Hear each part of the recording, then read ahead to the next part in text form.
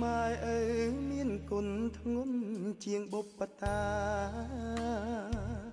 ធំជាងវេហា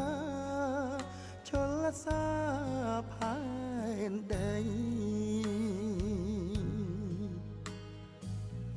គ្រូបុព្វេទិវានៃកូនប្រុងស្រីមាសពេជ្រទាំងល្អី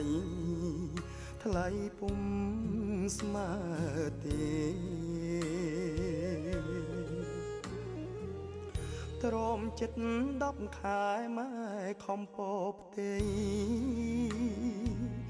ទ្រូងញ័រផិតភ័យ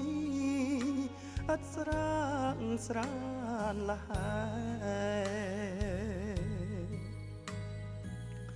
ចុកចាប់ពេកក្រៃថ្ងៃឆ្លងទុនលេ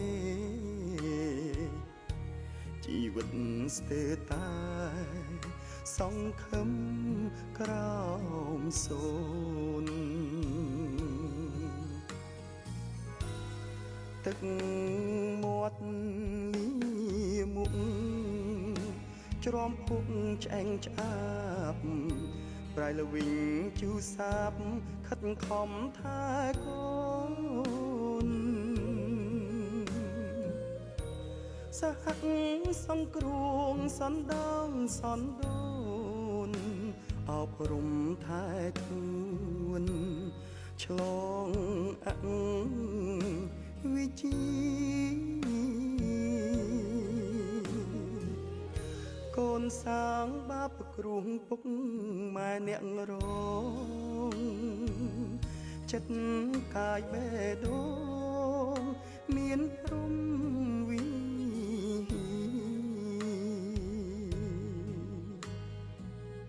ព្រះគឺម៉ែឪកូនត្រូវវន្ទាគុតគង់ភោជនីផុតទ្វាអើវជ័យ